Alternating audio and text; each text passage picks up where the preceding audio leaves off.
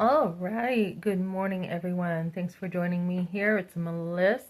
What is this little red thing on my face? Last night I was trying to sleep and my skin was itchy, and I had used my hand on my face, which I try not to do, and I broke out. That is how sensitive my skin is. Super sensitive. I tend to be sensitive as far as my body. Like, I will break out in bruises if I just do too much.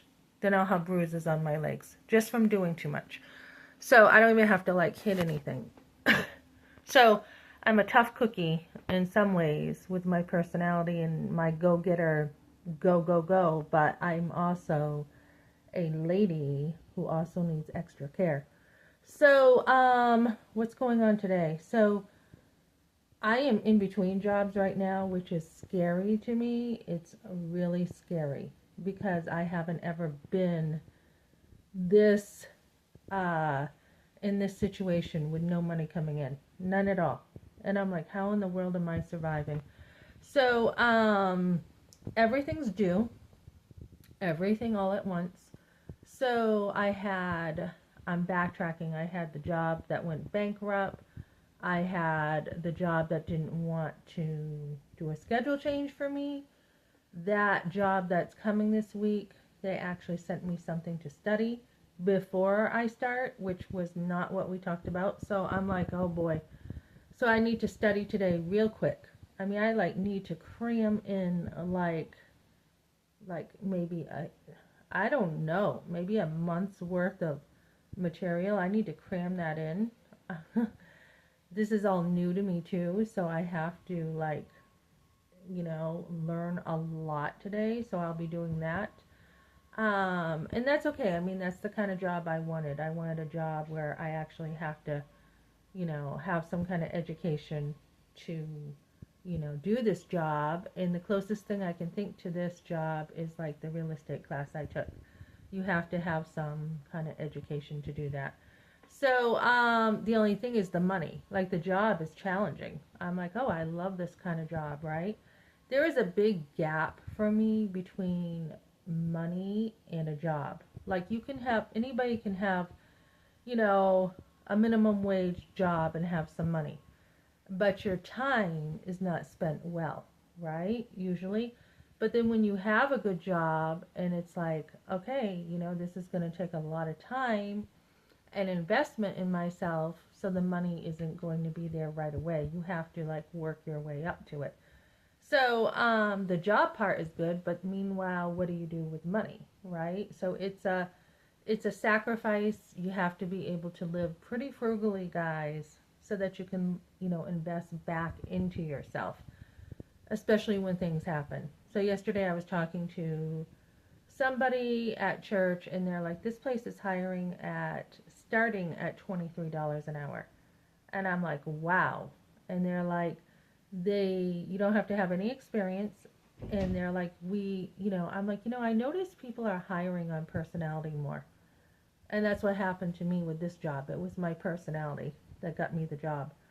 And he's like, yep. He's like, that's what's going on, is people are hiring depending on, what your culture is. Anyone can work. Anybody can work. I mean, you can teach somebody and train them so that they know how to work. I am a hard worker. And that has always been something I prided myself in life. Just a hard worker. I work hard at like everything in my life. My walk with God. That's why I have theology down pretty good, because I worked at it. I worked at my marriage. I worked at stuff with my kids. I worked at my family. I worked while I homeschooled, which I had no idea how to homeschool.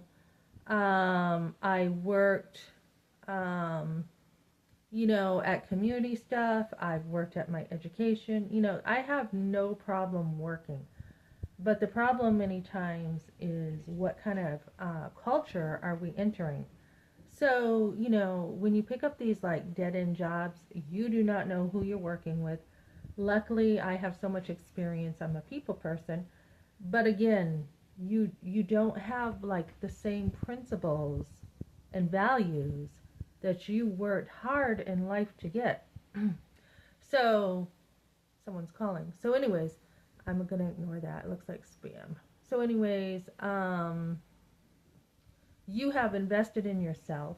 You have taken a lot of time to, work at your belief system, your values, everything. And I'm still trying to figure this out. And then you go into a culture that doesn't appreciate everything that you've done, right? You've invested in yourself. You're someone who worked at it. So when you go to get a job, there's definitely a contradiction between, what you have invested in and in your life, your personality, your values, and then trying to find a job that fits you.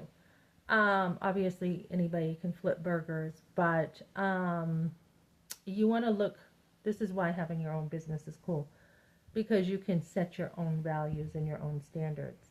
So I'm still working at that, but when you get a higher paying job, you usually have a better culture. So that's kind of my take for today, guys. That's kind of where I'm at in life, and God is still taking care of me.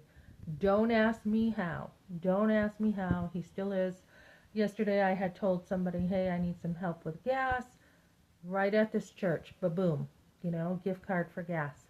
God, that was answered prayer. That is answered prayer, no question about it. And then this particular church needs help with pro-life stuff. So I'm like, okay, I think this is a place for me to serve. I'm kind of like, okay, I don't need, I already can read my Bible. I'm good with that as long as the church preaches the word of God correctly. I'm like, I already know my Bible. I'm already, working on my job. It's not the money. I'm like, where can I serve? Where can I make my greatest impact in a church? Where can I help women be moms? Not pastors, but moms, right? I've seen some stuff with women being pastors, and I do not like it.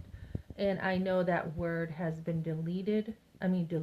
Like, when you say you are a pastor, does that mean you are the, wife of a pastor? Does it mean you are on the pastor board? What does that mean? If there's other pastors who are above you, what does that mean? So it's kind of complicated in a lot of churches, and I don't really like it. I'm like, why does a woman, think about it, guys, if a woman has a big family, as we used to have big families, and we should have big families, how would you have a role in any real leadership? Because you are busy taking care of your husband and your family. So I honestly think that's an oxymoron, a woman pastor. I do not get that at all. And I don't think it's scriptural. That's one thing that really bugs me. So not only should you have good doctrine in a church, but it should be played out in a way that a church is functioning a certain way, like in the big stuff. So that's what I got for now, guys. That's where I'm at. I have to study today. I have to do a lot of work for this job. So that's what I'm doing. Okay, thanks for joining me, guys.